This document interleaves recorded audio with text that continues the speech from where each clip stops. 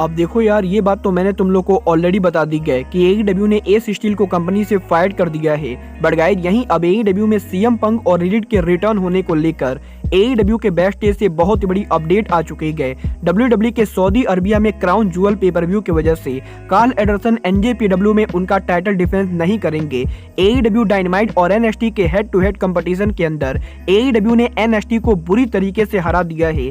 AEW company के lead commentator gym Ross AEW company से बहुत जल्द रिटायर होंगे और गाइस MJF के WWE को ज्वाइन करने के बाद WWE में MJF का पहला ओपोनेंट कौन होगा, ये चीज भी फाइनली रिवील हो चुकी है। तो गाइस चलिए बिना किसी बकवासबाजी के शुरू करते हैं इस वीडियो को। और गाइस सबसे पहले बात करते हैं NXT और AEW के रेटिंग वॉर की। अब देखो यार, अगर बात करें यहाँ पर NXT और AEW के रेटिंग वॉर की, तो गाइस जैसा कि तुम लोग को मालूम होगा, इस हफ्ते AEW का डायनामाइट शो वेडनेसडे नाइट को ना होके बल्कि अमेरिका में ट्यूसडे नाइट को हो रहा था। और गाइज क्योंकि AEW का डायनामाइट ट्यूसडे नाइट को था, तो गाइज इसीलिए फाइनली एक बार फिर से ये दोनों शो हेड कंपटीशन के अंदर। तो गाइज वैसे तो मैं NXT को फॉलो नहीं करता हूँ, बट गाइज यहाँ पर मैंने यूट्यूब के ऊपर लास्ट नाइट WWE के NXT के हाईलाइट देखे गए और गाइज ये बात तो मानना पड़ेगा, लास्ट नाइट WWE NXT ने AEW को कांटे की टक्कर दी गए। क्योंकि गाइज यहाँ पर NXT के शो के ऊपर WWE ने Shinsuke Nakamura, Anderson गैलोज, Austin theory के साथ साथ WWE के मेन रोस्टर के 12 रेसलर्स को NXT शो पर भेजा था।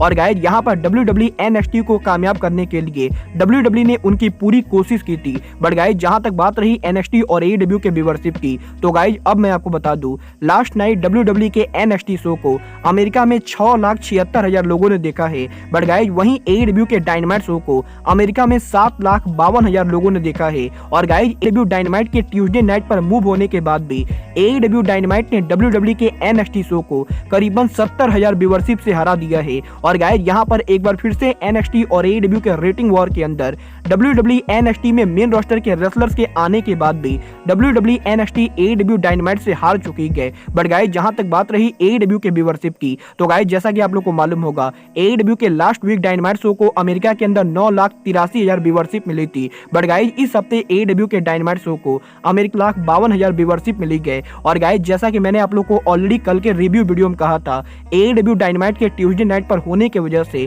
AEW के काफी सारे कैजुअल फैंस ने कल के डायनामाइट को नहीं देखा है। और गाइस वैसे भी अमेरिका के अंदर इस समय MLB और NBA गेम चल रहे गए, जिसकी वजह से डायनामाइट के व्यूअरशिप लास्ट वीक के मुकाबले करीबन 2 लाख डाउन हो चुकी है। बट गाइस जहां तक बात रही NXT और तो गाइस यहां पर व्यूअरशिप में AEW के NXT को बीट करने के बाद अब 18/49 डेमोग्राफी फिगर के अंदर भी AEW ने NXT को बीट कर दिया है। जहां पर लास्ट नाइट 18/49 डेमोग्राफी फिगर के अंदर AEW का डायनामाइट शो नंबर 8 रैंक पर था। तो गाइज वहीं 18/49 डेमोग्राफिक फिगर के अंदर WWE का NXT शो नंबर 12 रैंक पर था। और गाइज यहाँ पर 2022 में पहले रेटिंग वॉर के अंदर AEW ने NXT को बुरी तरीके से लताड़ दिया है। वेल गाइज ये तो बात हुई NXT और AEW के रेटिंग वॉर की। बट गाइज जहां तक बात रही NXT की, तो गाइज जैसा कि आप लोगों ने लास्ट नाइट WWE NXT पर देखा होगा, लास्ट नाइट WWE के NXT के ऊपर पहली बार कार्ल एंडरसन और लुक गैलोज WWE NXT पर अपीयर हुए थे। बट गाइज जहां तक बात रही कार्ल एंडरसन की, तो गाइज जैसा कि मैंने आप लोग को ऑलरेडी बताया है, कार्ल एंडरसन के WWE में रिटर्न होने के बाद भी कार्ल एंडरसन अभी भी NJPW के अंदर IWGP never open weight champion है। और गाइज NJPW के ओरिजिनल प्लान के हिसाब से कार्ल एंडरसन 5 नवंबर को उनका टाइटल हिको लियो के खिलाफ डिफेंड करने वाले थे। बट गाइज क्योंकि अब WWE 5 नवंबर को उनका क्राउन जूअल पेपर व्यू करने वाली है, तो गाइज यहाँ पर अब WWE के इस पेपर व्यू की वजह से कार्ल एंडरसन NJPW के पेपर व्यू पर उनका टाइटल डिफेंड नहीं करेंगे। और गाइज यहाँ पर आज कार्ल एंडरसन ने सोशल मीडिया के ऊपर एक वीडियो अपलोड करके इस चीज को कंफर्म किया है कि WWE के बुकिंग की वजह से कार्ल एंडरसन NJPW के 5 नवंबर वाले पेपर व्यू के ऊपर NJPW में उनका टाइटल डिफेंड नहीं करेंगे। और गाइज यहाँ पर इस वीडियो के अंदर कार्ल एंडरसन स्टोरी लाइन के हिसाब से ये कह रहे गए कि NJPW ने कार्ल एंडरसन को उनके मैच के बारे में पहले नहीं बताया था। और गाइज यहाँ पर WWE के क्राउन जूअल पर काम करने की वजह से कार्ल एंडरसन NJPW के शो पर काम नहीं करेंगे। वेल गाइज देखना बहुत ही दिलचस्प होगा कि कार्ल एंडरसन के ब्लड मनी शो पर काम करने के बाद कार्ल एंडरसन NJPW में उनके टाइटल को कब डिफेंड करते गए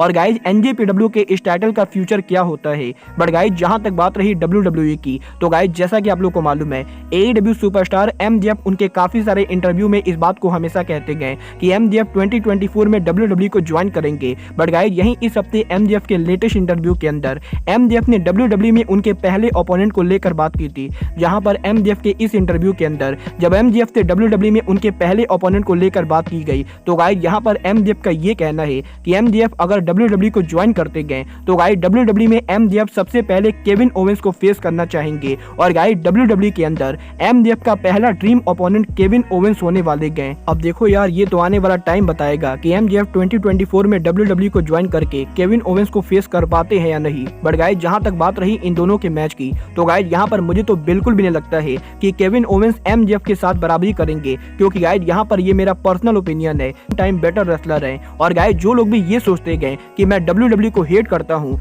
उनको मैं ये बताना चाहूंगा कि मैं डब्ल्यूडब्ल्यूई को हेट नहीं करता हूँ। और गाइस यहाँ पर मुझे लगता है केविन ओवेंस एमजेएफ के मुकाबले 1000 टाइम बेटर रेसलर है और गाइस मैं तो डेफिनेटली एमजेएफ और ओवेंस को कंपेयर नहीं करूंगा। बट गाइस जहां तक बात रही एईडब्ल्यू की तो गाइस यहीं इस हफ्ते एईडब्ल्यू के लीड कमेंटेटर जिम रॉस के लेटेस्ट पॉडकास्ट के ऊपर जिम रॉस ने एईडब्ल्यू से उनके रिटायरमेंट को टीच कर दिया है, जहां पर जिम रॉस ने इस चीज को कंफर्म किया है कि जिम रॉस के एईडब्ल्यू के करंट कॉन्ट्रैक्ट के अंदर जिम रॉस आने वाले 12 से 18 महीनों तक काम करेंगे। यहां पर इस कॉन्ट्रैक्ट के एक्सपायर होने के बाद जिम रॉस एईडब्ल्यू के साथ पॉसिबली न्यू डील साइन नहीं करेंगे। और गाइस क्योंकि जिम रॉस की उम्र अब करीबन 70 साल होने चुकी है तो गाइस इसीलिए जिम रॉस और प्रो रेसलिंग इंडस्ट्री के अंदर उनका रिटायरमेंट लेने का प्लान कर रहे गए, क्योंकि गाइस यहाँ पर जिम रॉस की इतनी ज्यादा उम्र होने की वजह से जिम रॉस को हर हफ्ते डायनामाइट के लिए ट्रैवल। और गाइस यहाँ पर जिम रॉस ने इस चीज को कंफर्म किया है कि जिम रॉस के एईडब्ल्यू के करंट कॉन्ट्रैक्ट के एक्सपायर होने के बाद जिम रॉस एईडब्ल्यू कंपनी से उनका रिटायरमेंट लेंगे। वेल गाइस ये तो बात हुई एईडब्ल्यू के लीड कमेंटेटर जिम रॉस के रिटायरमेंट की। बट गाइस चलिए अब आगे बढ़ते हैं और बात करते हैं एईडब्ल्यू में एलीट और सीएम पंक के फ्यूचर की।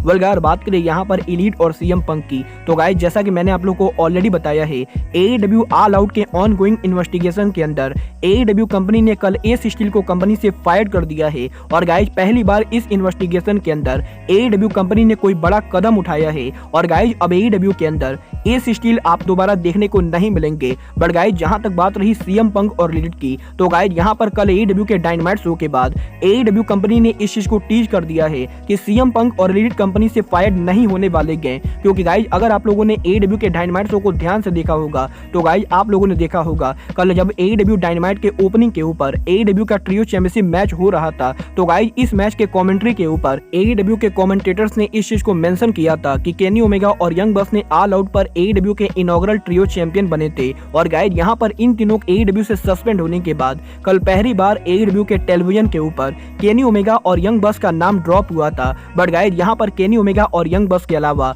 कल एईडब्ल्यू के डायनामाइट शो के ऊपर जब डाल्टन कासल और क्रिस जेरिको का आरओएच वर्ल्ड चैंपियनशिप होने वाला था तो गाइस इस मैच के पहले एईडब्ल्यू के शो के ऊपर हमें आरओएच के काफी सारे वर्ल्ड चैंपियनशिप के वीटीआर देखने को मिले थे। और गाइस यहां पर इस प्रोमो के अंदर हमें WWE superstar Seth Rollins, Kevin Owens और कोडी रोड्स भी देखने को मिले थे। बट गाइस अगर आप लोगों ने ये प्रोमो ध्यान से देखा है तो गाइस आप लोगों ने देखा होगा इस प्रोमो के अंदर एईडब्ल्यू ने सीएम पंक को भी दिखाया है। और गाइस यहां पर ये पहली बार है जब एईडब्ल्यू के अंदर सीएम पंक के सस्पेंड होने के बाद सीएम पंक के पिक्चर को एईडब्ल्यू के टेला है, क्योंकि गाइस यहां पर सीएम पंक के एईडब्ल्यू से सस्पेंड होने के बाद एईडब्ल्यू कंपनी ने जब भी जेरिको के आरओएच वर्ल्ड चैंपियन बनने को लेकर बात की गई तो गाइस यहां पर जेरिको के आरओएच वर्ल्ड चैंपियन बनने को लेकर एईडब्ल्यू कंपनी ने आरओएच के किसी भी फॉर्मर वर्ल्ड चैंपियंस के नाम के अंदर सीएम पंक के नाम को मेंशन नहीं किया है। बट गाइस यहां पर कल पहली बार एईडब्ल्यू के डायनामाइट शो के ऊपर सीएम पंक, केनी ओमेगा और यंग बक्स इन तीनों का नाम एईडब्ल्यू के शो पर ड्रॉप हुआ है। और गाइस यहां पर एईडब्ल्यू डायनामाइट पर इन सभी के मेंशन होने के बाद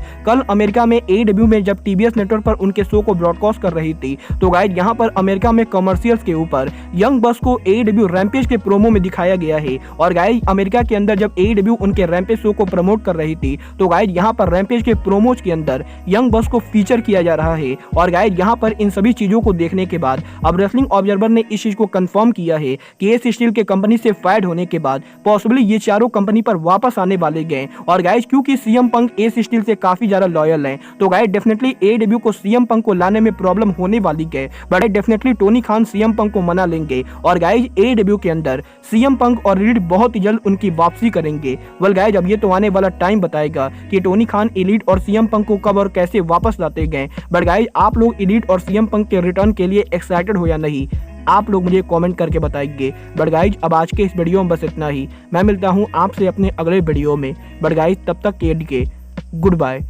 गुड नाइट एंड बैंग।